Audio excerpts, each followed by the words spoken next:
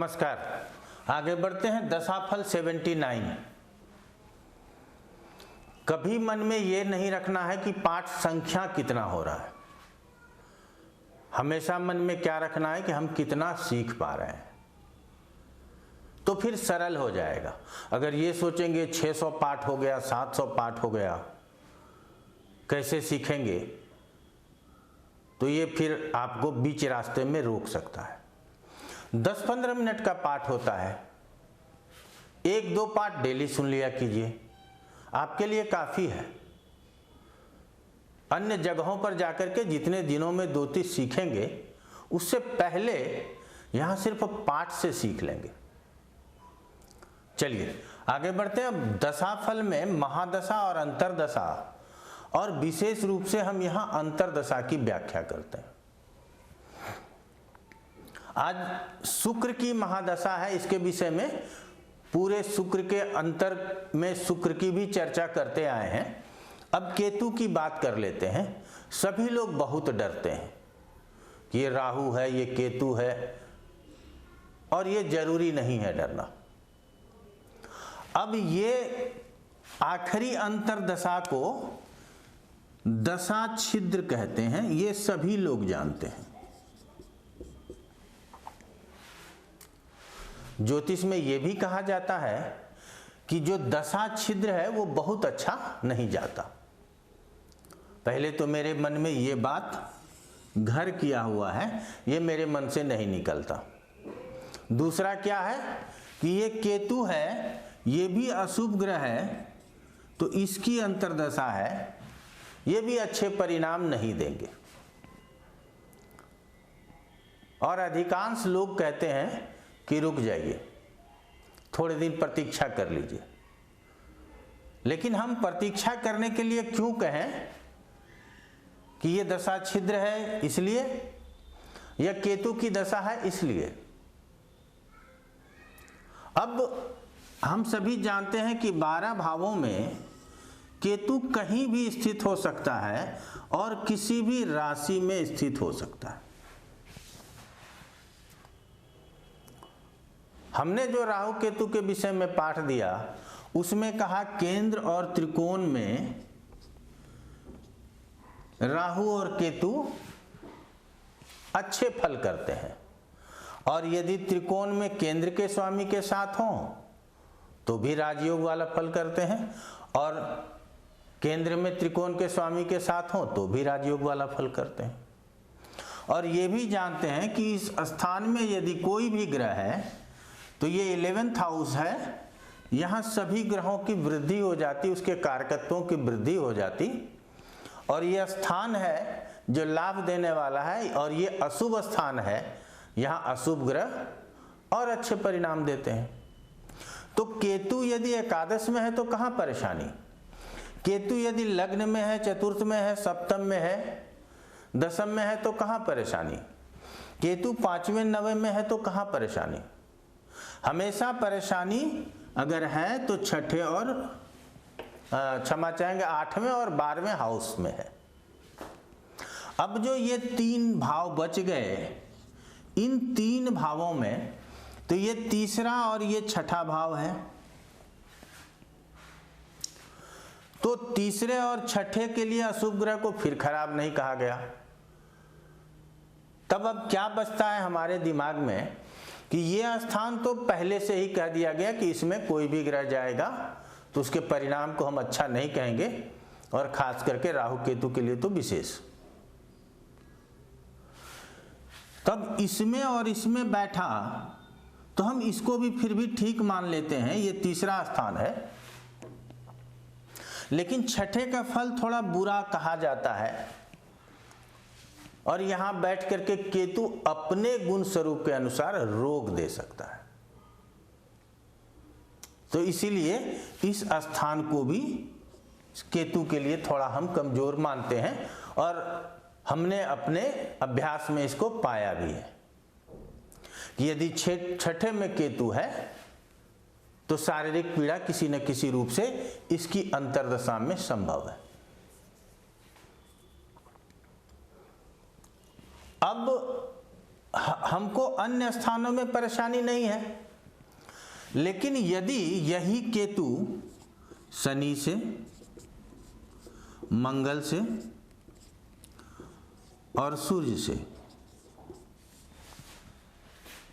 दृष्ट हो जाए, पहले दृष्टि को समझ लीजिए। एकादश स्थान में है, यहां मंगल बैठा, यहां सूर्य बैठा और मान लीजिए कि शनि यहां बैठा, तो शनि से भी दृष्ट, मंगल से भी दृष्ट और सूर्य से भी दृष्ट है। तो ऐसा केतु या कोई ग्रह क्या फल करेगा जब इतने अशुभ प्रभाव में हो? तो हम लोगों को समझना है कि ग्रह कितने अशुभ प्रभाव में हैं। इन सभी बातों को जानने के बाद मूल रूप से, चूंकि बहुत पाठ हमने दे दिया है, फिर भी आप लोग समझने का प्रयास कीजिएगा कि मूल रूप से ये समझना है कि यहां केतु के गुण स्वरूप क्या हैं। तो केतु के गुण स्वरूप को याद रखना है। अगर ये याद है आपको, तो निश्चित रूप से आपको फल कहने में परेशानी नहीं होगी। ये स्वभाव में चिड़चिड़ापन देता है। अब बहुत सारे लोग कहते हैं कि ये जहां बैठेगा ना उस स्थान का नाश कर देगा। क्यों कहते हैं पता नहीं। अच्छा, कहते हैं कि उस स्थान से ही अलग कर देगा। क्यों कहते हैं ये पता नहीं। क्यों? अलगावकारी ग्रह कौन कौन है? सूर्य, राहु और शनि। केतु का तो नाम आया नहीं, फिर वो कैसे अलग कर देगा? इसीलिए हम लोगों को विषयों को बहुत अच्छी तरह से समझना है। तो गुण स्वरूप के अनुसार चिड़चिड़ापन देगा, ये स्किन से रिलेटेड डिजीज देगा, तो वैसे डिजीज देगा जिसमें मंगल का भी सहयोग हो। अध्यात्म चिंतन के लिए समय देगा आपको, आप सोच विचार करेंगे। केतु की दशाओं में आप किसी को धोखा नहीं देंगे,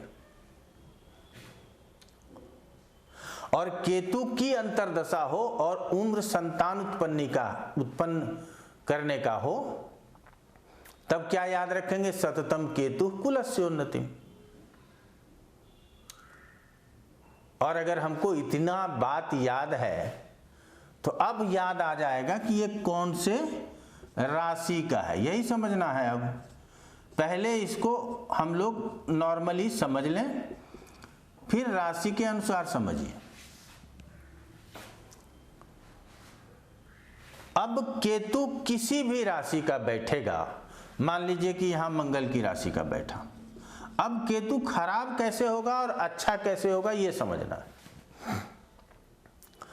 अब तो सबसे पहले जहां बैठा फल उसका तो करेगा, और साथ में जहां दृष्टि देगा उसका भी फल करेगा। ये गुरु की तरह काम करता है। उसके पूर्व हम लोग क्या जानते हैं? जिस राशि में बैठा है, अगर उसका कोई और राशि है, जैसे सूर्य चंद्रमा की दूसरी राशि नहीं, लेकिन मंगल की दूसरी राशि है, तो वो कहाँ है? द्वादश में है। तो अर्थात यहां बैठा केतु अब क्या करेगा? द्वादश का भी फल करेगा। राहु और केतु जिस ग्रह की राशि में बैठा हो, उस ग्रह के दोनों राशियों का फल करता है। तो अब ये सप्तम में बैठा केतु पहले मंगल की तरह काम करेगा, ऐसे भी कुजवत केतु कहते हैं, और जिसकी राशि में है वो मंगल की राशि में है।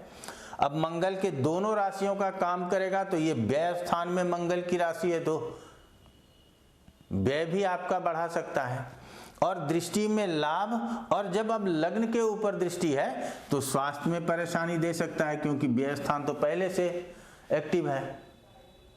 और तीसरे स्थान के ऊपर दृष्टि देता है, तो वहां यदि आप स्वयं में आपको परेशानी नहीं हो, तो हो सकता है कि आपके भाई बहनों को कोई परेशानी हो जाए।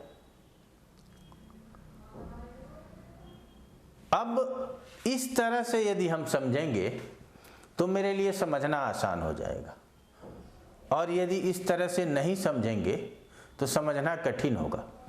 कोई भी दशा हो, हमारा अपना मानना है कि 20 साल यदि शुक्र की पीछे से दशा चल रही है और ये दशा छिद्र है, और यदि शुक्र बहुत पीड़ित है और केतु बहुत अच्छा है, तो कि केतु की दशाओं में कुछ न कुछ अच्छा करके चले जाएंगे। और शुक्र ने बहुत अच्छा रिजल्ट दिया है आपको और केतु पीड़ित है, तब केतु में थोड़ा करेक्शन लेकर के जा सकते। तो हम जितने सरलता से आपको पाठ बताते हैं उतने ही सरलता से इसको समझने का प्रयास कीजिए। उम्मीद करते हैं कि आपको फल कथन कहना बहुत आसानी से आएगा। आज इतना ही।